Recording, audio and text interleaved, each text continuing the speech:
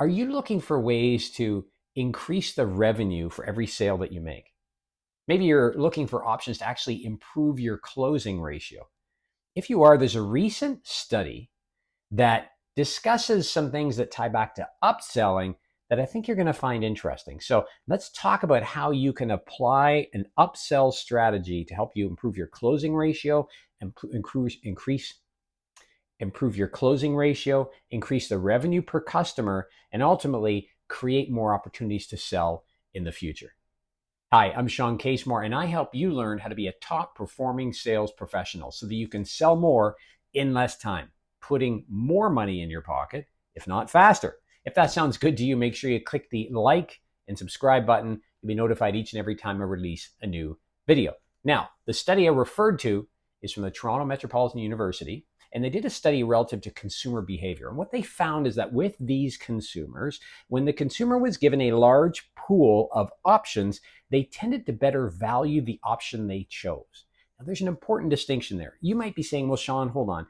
This is about B2B, right? And I sell B2B, and that's not applicable to me. It is, because consumers are people.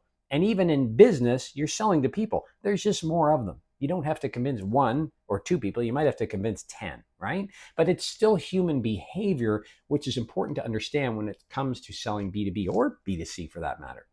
So how can we use this and apply it to what we sell? Well, if you sell something today, a product or service, and you always give upsell options, great. I'm going to share a couple things with you that will help, but you've got the foundation in place. But if what you're selling is a product or service and you're really just giving it as an option, here's the thing. Here's the commercial insurance policy. Here's the financial plan that we discussed. Here is the piece of equipment we spoke of in the quote for it, right? If you're selling one thing, you need to increase or improve the number of options that you add to your quotes or proposals. So let's give an example. Suppose for a moment that you're selling commercial insurance. You might say, well, here is the commercial insurance based on the assessment. Boom, there's your rate. What could an upsell option be? Maybe you add liability insurance as a second option in the event somebody at the facility gets hurt, right? Maybe you give another option where you reduce the deductible, which obviously increases the premium a bit, but there's less money required in the event of a problem. Let's say you're selling a piece of equipment. A second option might be additional features on that piece of equipment. Better seating, better materials, stronger materials, right? Better lifetime guarantee on certain products. You could also, with a piece of equipment, increase the number of add-ons or additional features. So if you're selling equipment, you might say, well, I can add a different kind of bucket to it. If you're selling, like, let's say a loader or a piece of mining equipment, right? So what I'm suggesting to you is that every quote or proposal you issue should have upsell options. And here's a definition of an upsell. Not a definition, but a way to think about upsells. Because if I give you the definition, you'll go somewhere else, you'll read a different one, and it'll be slightly different. You'll doubt what I say. So let's not go there. Let's focus on just a very simple understanding. An upsell, at least in my books, is an additional option that creates more value or adds more value to your prospect. So think of it this way. Most of us have purchased a car or leased a car at some point. You can get car A for X dollars, but I can get you into the next model up for Y dollars, a little bit more, but there's additional benefits and options there. And probably when you're buying a car, if you're given options, you're then contrasting the different features against one another and the benefits those will provide you. That's the idea of upsell options. Upsell options move your client or your customer or prospect, if you haven't sold them yet, into the next level, which costs them more, but they deem that they get more value for it. That's the key. Not that it gives them more value. They perceive or deem that it gives them more value. Okay? So just by telling somebody, hey, let's say you're selling a consulting service, you might give them more of your time at the same or a marginally higher price. And ultimately, then they see the value because they'll say, well, like, I'm going to get this much more time, but it's only a little bit more money. Makes sense. Okay. So depending on what you sell, that's what upsell options are. So you've got to increase the number of options you're giving prospects. You do that by creating these upsell options. But here's some steps you want to take to make sure they're clear. During your discovery process, when you're asking questions and trying to assess the right product or service for your prospect, you want to plant seeds. What I mean by planting seeds is you ask questions about the upsells. So let's go back to the commercial insurance policy. Somebody's contacted you, they're interested in commercial insurance. Maybe you have to send somebody out to do an assessment. You come back and you say, here's the price for this level of coverage for this term with this deductible, right? And then you're saying to them, can I ask you a few questions? And they say, sure. I say, well, is there going to be anybody on the facility, anybody walking around? Are they currently covered by other insurance policies? Have you ever had an accident or a problem or a slip or a fall, right? These kind of questions allow you to set up the upsell so that when it gets to the point of the proposal or the quote, they're not going, oh, what's this commercial insurance about?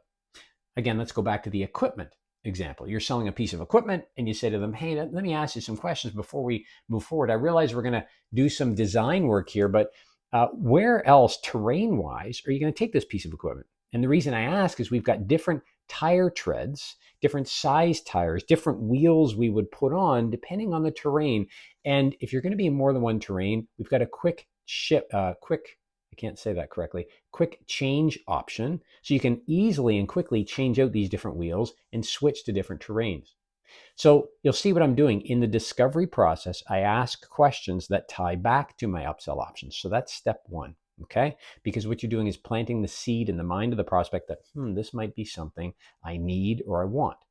The second step is when you're about to give them a proposal, before you do so, or before you give them the quote, you do a verbal summary of what that quote or proposal is going to consist of. The goal is not to surprise them. There should be no surprises. I don't want to ever send a proposal or quote to somebody that they're like, oh, I never considered that. That's new to me. So you go through with them verbally, and your last meeting, discussion, presentation, what have you, should be person to person at minimum. You say, okay, I'm going to provide you a quote or proposal, and I'm going to give you some additional options based on the conversation we've had to this point. And these examples, and then you give them some examples, of what those might be. So you might continue by saying, for example, we discussed the different terrain you'll be in. So I'm going to give you an option that includes the quick change, I don't know if I can say it straight, quick change tire option, along with the different set of tires, so you can easily move back and forth. You don't need to worry about coming back and ordering that at a later date because that'll be more difficult, more expensive, etc. So you verbally review the upsell options with them and tell them what's coming before you give them the quote or proposal. That's step two. And then once, hopefully what you're doing, and what I always suggest, is you book a meeting with them before you give them the quote or proposal to review it, right? And if you've never watched my other videos, what I always suggest you do is before you issue that quote or proposal, so on the same call where you're you're explaining to them about what they're about to see as far as upsell options, you simply say to them something to the effect of, let's book something in your calendar just to go through, because there's going to be some points in the quote or in the proposal that may not make sense to you. Do you have a few minutes to connect next Tuesday, next Wednesday? And you book the time before you give them the quote or proposal, okay? In that meeting, what you do is you go back through, obviously ask them what was their perspective, what's a good fit, answer questions that they have, but you review the upsell options again and why you included them. And your why has to tie back to what the client or prospect or customer has told you.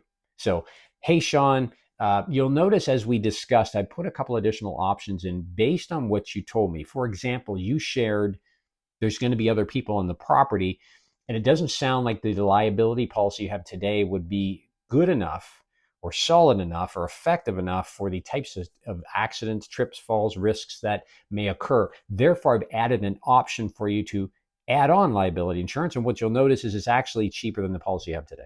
Again, I've made that up, but just to give you an example, okay?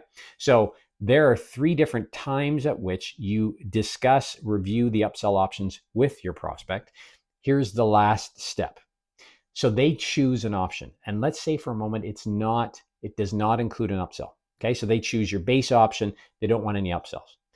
You simply say to them, great, looking forward to working with you, looking forward to getting this started, whatever your line is or your phrase that you would respond.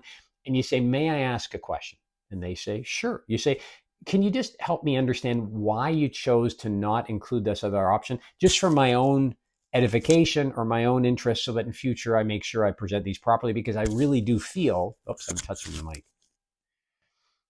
I'm going to start that example again.